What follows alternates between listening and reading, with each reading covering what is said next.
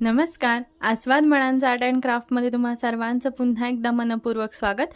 तर आज आहे आपला दिवस 17वा, ज्याच्यामध्ये आपण बघणार आहे बोन स्टिच जी काही आहे. आपण लास्ट टाइम जी काही बघितली होती त्याच्यामध्येच मी तुम्हाला जसं सांगितलं होतं की त्याच्यामध्ये आपण आज लीफ बघणार आहे. तर ती लीफ बघणार आहे, पण त्याआधी आपल्या ज्या काही कमेंट्स आहेत तर त्या कमेंटला आपण उत्तरं देऊयात. जसं की ताई, दोरा नेमका कसा घ्यायचा ते समजला नाही. कालचा व्हिडिओ पण पाहिला, पण तरी सुद्धा समजत नाहीये, एकदा सांगाल का? तर चला बघूयात याचं उत्तर. तर या आधीच्या व्हिडिओमध्ये सुद्धा मी तुम्हाला सांगितलं होते आपले 2 पार्ट झालेले डबल सिल्क थ्रेडमध्ये जे काही वर्क आपण बघितलेलं आहे की 2 धागे यूज करून आपण कसं वर्क करायचं. तर त्या संदर्भातले आपण 2 बघितलेले आहेत ऑलरेडी. ज्यांना कुणाला समजले नाही त्यांसाठी आपण आज पुन्हा एकदा सुरुवात बघूयात की कशा पद्धतीने करायची. तर त्यासाठी मी इथे 2 रील दाखवले तुम्हाला की तुम्हाला सोपं जाईल. ही आपली जी काही सिलाई मशीनचा जो काही धागा असतो त्याचं उरलेलं जे काही पुठ्ठा असतो हा रील, तर तो मी इथे यूज केलेला आहे. तुम्ही सरळ सरळ काय करू शकता, ज्यावेळेस तुम्ही हे असे रील आणता, म्हणजेच की सिल्क थ्रेडचे रील जे काही आहेत ते जेव्हा आणता तर त्यावेळेसच तुम्ही आणताना 2 सेम कलर आणा.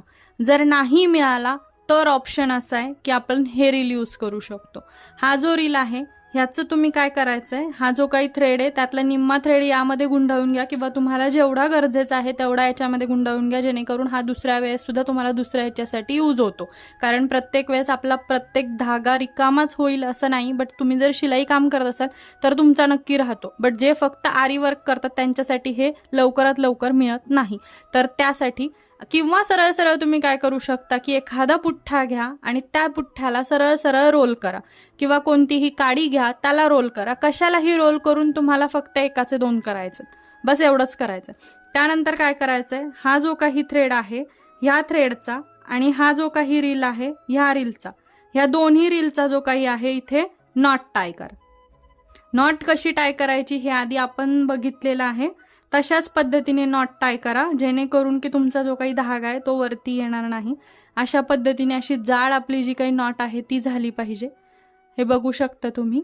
तर अशा पद्धतीने आपलं जे काही वर्क आहे ते करायला सोपं जातं आणि आपलं काम सुद्धा करायला आपल्याला सोपं जातं त्यासाठी. आणि दोन्ही एका वेळेस तुम्हाला धागे अवेलेबल होतात. म्हणजेच की तुम्ही जर का असंही ऑप्शन नसेल करायचा तर सरळ सरळ तुम्ही हा जो काही रील आहे म्हणजेच दुकानातून आणलेला तो रील फक्त तुम्हाला अशा पद्धतीने डबल करून घ्यायचा आहे.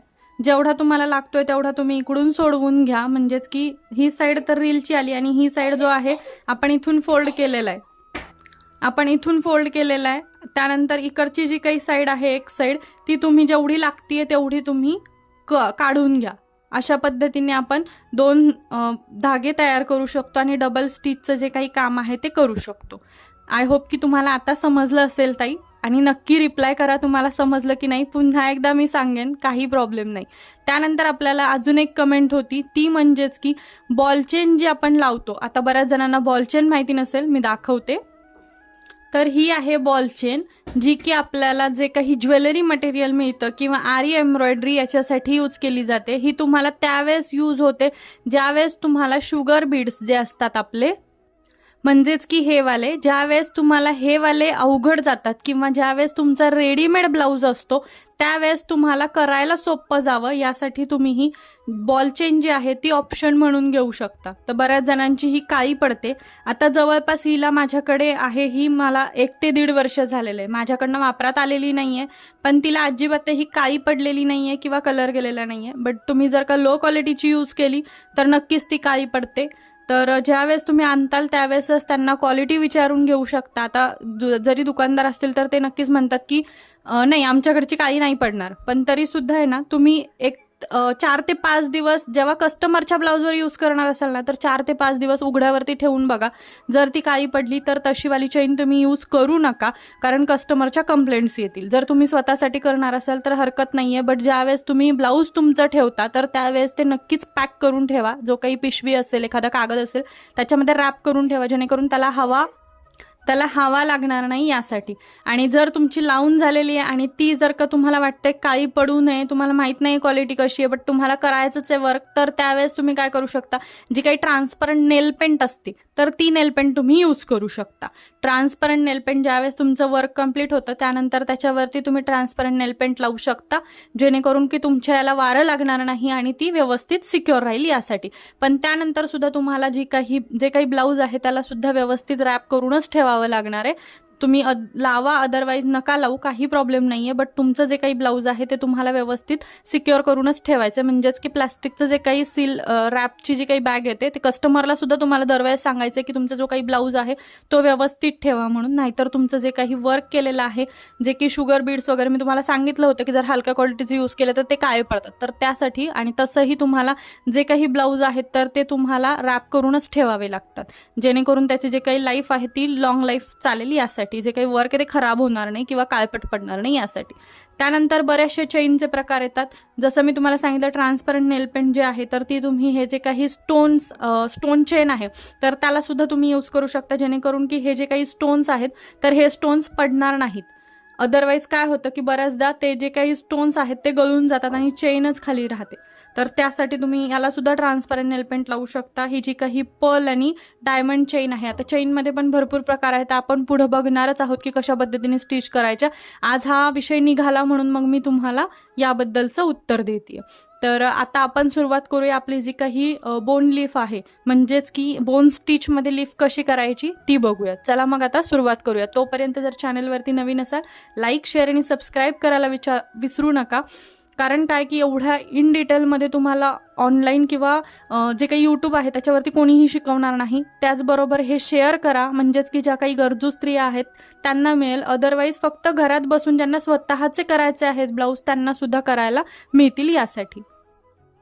त्यासाठी लाईक, शेअर आणि सबस्क्राईब करायला विसरू नका. त्याचबरोबर आपला जो दुसरा चॅनल आहे त्याला सुद्धा भेट द्यायला विसरू नका, जिथे आपण पारंपरिक, डिलिशियस आणि आत्ता सध्या दिवाळी स्पेशल जे काही फराळ आहे तर त्याच्या टीप संदर्भातल्या किंवा टीप सहितच्या जे काही रेसिपीज आहेत त्या चालू आहेत, तर त्याला सुद्धा भेट द्यायला विसरू नका. चला मग आता आपले जी काही बोन लीफ आहे, म्हणजेच की बोन स्टिचची जी काही लीफ आहे ती सुरुवात करूयात कशी बनवायची ती. बघू शकता की जो काही लीफचा शेप आहे तो मी बनवून घेतला. अशा पद्धतीने लीफचा शेप बनवून घ्या. आणि त्यानंतर इथे जो काही सिल्क थ्रेड आहे तो ग्रीन कलरमध्ये मी घेतलाय. तुम्ही कोणता अवेलेबल असेल प्रॅक्टिसला तो तुम्ही यूज करू शकता.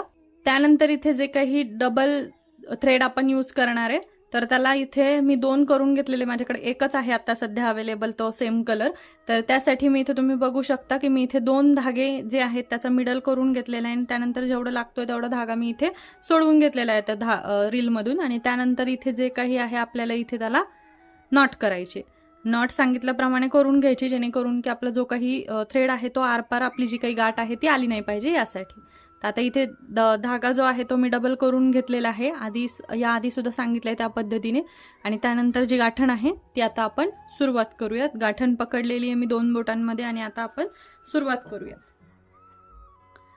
तर जी नीडल आहे ती आपण इथे जी काही आयरन नीडल आहे तर जी काही आयरन नीडल आहे तर ती मी इथे यूज करते. तुम्हाला 14 नंबर जर यूज करायची असेल तर तुम्ही करू शकता. जसं मी सांगितलंय, जर का नवीन नीडल असेल तर पंच करून घ्या. मी प्रत्येक वेळेस तुम्हाला सांगते, नाहीतर तुमचा जो काही धागा आहे सिल्क थ्रेडचा तो एकदम नाजूक असतो, तर हे जे काही त्याचं नोक आहे तर त्याने तो कट होत राहतो. हे जे नोज दिसतंय तुम्हाला तर त्याच्यामधून अडकून हा जो काही धागा आहे याला धार असते तर त्याने तो कट होतो. त्यासाठी आपल्याला इथे पंच करणं गरजेचं असतं. तर त्यासाठी चला मग आता आपलं जे काही लीफ आहे तर ती आता सुरुवात करूया. जो काही आपला इथं सेंटर आहे त्यातून पास करून घेतली आहे. त्यानंतर आपल्याला जो काही लीफचा सेंटर आहे तिथपर्यंत न्यायचा आहे आपला थ्रेड. त्यानंतर इथून पास करून घ्यायचा आहे, बाहेर काढून घ्यायचा आहे. त्यानंतर पुन्हा एकदा आपली जी काही गाठण आहे ती ह्या सेंटरला आली पाहिजे. हा जो काही सेंटर आपण सुरुवातीला घेतलेला आहे तिथं आली पाहिजे. त्यानंतर इथे एक स्टिच द्यायची आपल्याला, म्हणजेच की डबल स्टिच द्यायची आहे. त्यानंतर धागा बाहेर काढायचा आपला जो काही आहे तो. आणि त्यानंतर लेफ्टला किंवा राईटला कुठूनही तुम्ही सुरुवात करू शकता. लेफ्टला घ्यायचं असेल तर लेफ्टला, राईटला घ्यायचं असेल तर राईटला. त्यानंतर इथून सुद्धा आपल्याला जो काही धागा आहे तो बाहेर काढून घ्यायचा. जी काही गाठण आहे ती सेंटरला आणायची. त्यानंतर इथे आपल्याला एक डबल स्टिच द्यायची. त्यानंतर पुन्हा आपला जो काही धागा आहे तो आपल्याला राईटला जर घेतलेला असेल तर राईटला आणि सुरुवातीला, नंतर आपल्याला लेफ्टला आणायचा आहे. दोन्ही धागे व्यवस्थित हातामध्ये खाली व्यवस्थित पकडायचे आहेत, खूप जास्त घट्ट नाही किंवा खूप जास्त सैल नाही, अशा पद्धतीने. त्यानंतर जो काही धागा आहे तो ओढत आपल्याला पुन्हा आपल्या सेंटरला आणायचा आहे आणि त्यानंतर आपल्याला पुन्हा एकदा आपलं जो काही तुम्ही बघू शकता की जे काही नॉट आहेत ते एका खाली एक आपल्या आलेले आहेत, तर अशा पद्धतीने आला पाहिजेत. पुन्हा आपण जिथून सुरुवात केली होती म्हणजे राईटला तर राईटला, लेफ्टला तर लेफ्टला, जिथून तुम्ही करताय तिथंच परत आणा. त्यानंतर पुन्हा एकदा इथे मध्ये स्टिच द्यायची. अशा पद्धतीने सगळं काही आपल्याला कंप्लीट करून घ्यायचंय.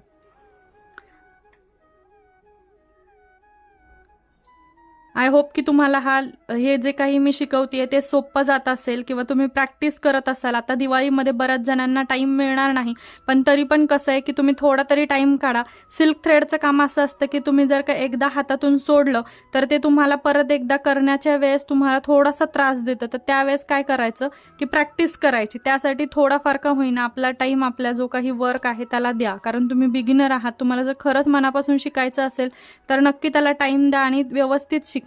कारण तुम्हाला एवढ्या डिटेलमध्ये आरी वर्क जे आहेत बाकीचे सगळे जे काही यूट्यूबर्स आहेत शिकवतात, बट ते स्वतःचे क्लासेस पण घेत आहेत. तर असं माझ्याकडे नाहीये, मी तुम्हाला फक्त शिकवतीये. आणि यातून तुम्हाला जर काही समजत नसेल तर कमेंट करा, विचारा. मी नक्की तुम्हाला त्याचा रिप्लाय पुढचा जो काही व्हिडिओ असतो त्यामध्ये किंवा कोणत्याही व्हिडिओमध्ये सुद्धा तुम्हाला तो रिप्लाय मिळू शकतो. तर आता अशाच पद्धतीने आपल्याला पूर्ण लीफ जी आहे ती कंप्लीट करून घ्यायची. तर हे बघू शकता तुम्ही की आपली जी काही लीफ आहे तर ती इथपर्यंत आपली कंप्लीट झालेली आहे. आता जो काही थ्रेड आहे तर तो एंड नॉट द्यायचा इथे सेंटरला आणि त्यानंतर हे फिनिश करायचं.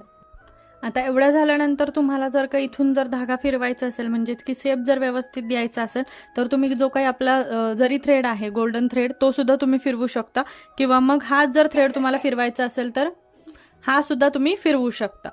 चैन स्टिचनेच फिरवायचं आहे तुम्हाला. दाखवते तुम्हाला कशा पद्धतीने जो काही थ्रेड आहे तो अशा पद्धतीने आपली चैन स्टिच जी आहे नॉर्मल ती चैन स्टिच फिरवत राहायची आहे फक्त तुम्हाला, म्हणजेच की त्याचा जो काही शेप आहे तर तो एकदम प्रॉपर शेप येतो आणि तुमचं जे काही लीफ आहे ते सुंदर दिसतं. तर अशा पद्धतीने आता हे कंप्लीट करून घेऊ शकता तुम्ही. तुमची चैन स्टिचची सुद्धा प्रॅक्टिस होते आणि तुमचं जे काही काम आहे त्याच्यावरती सुद्धा तुम्हाला म्हणजे असं छान दिसतं, ते काम केल्याचं समाधान वाटतं की तुमचं जे काही लीफ आहे तर ते सुंदर आलेलं आहे. तर कमेंट करायला विसरू नका, काही शंका असतील विचारायला विसरू नका. त्याचबरोबर आपल्या ज्या काही मित्रमैत्रिणी असतील किंवा जे कोणी गरजू आहेत त्यांना शिकता येत नाही, फीस भरता येत नाही, परवडत नाही, त्यांच्यासोबत नक्की शेअर करा, जेणेकरून की त्यांनासुद्धा आपले जे काही लेक्चर्स आहेत किंवा क्लासेस आहेत ते अटेंड करता येतील फ्रीमध्ये घर बसल्या. तर त्यासाठी आणि याआधीसुद्धा सांगितलं होतं की कोणाचं तरी भलं होऊ द्यात तुमच्याकडून सुद्धा, तर त्यासाठी नक्की शेअर करा, लाईक करा, सबस्क्राईब करा. तर पुन्हा भेटूयात अशाच नवीन व्हिडिओसोबत. आजचा हा व्हिडिओ कसा वाटला तेही कळवायला विसरू नका. तर बघू शकता तुम्ही की आपला जो काही लीफ आहे तर तो रेडी झालेला आहे बोन स्टिचमध्ये. म्हणजे ह्या जो काही आपण शिकलेलो आहे त्याच्यामध्येच लीफ कसा बनवायचा ते आत्ता आपण बघितलेलं आहे. तर आजची भरपूर सारी प्रॅक्टिस करा ह्याची, कारण तुम्ही ज्यावेळेस हेवी ब्लाऊज वर्क करता तर त्यावेळेस तुम्हाला ह्याचा उपयोग होतो. आणि त्याचबरोबर याच्यामध्ये सुद्धा तुम्ही एकदम जवळजवळ सुद्धा स्टिचेस घेऊ शकता आणि याच्यावरती भरपूर सारी प्रॅक्टिस करा. चेन स्टिचवरती भरपूर सारी प्रॅक्टिस करा, बीड्स वर्कसुद्धा प्रॅक्टिस करा. जेवढं तुम्ही प्रॅक्टिस कराल तेवढं तुमचं जे काही वर्क आहे तर ते सोपं जातं आणि फास्ट तुमचा जो काही स्पीड आहे तो वाढतो. तर त्यासाठी चला मग आजचा व्हिडिओ कसा वाटला कमेंट करायला विसरू नका, लाईक शेअर सबस्क्राईब करायला विसरू नका आणि आपला जो काही दुसरा चॅनल आहे आस्वाद म्हणांचा त्याला सुद्धा भेट द्यायला विसरू नका. चला मग पुन्हा भेटूयात अशाच नवीन व्हिडिओसोबत. तोपर्यंत धन्यवाद.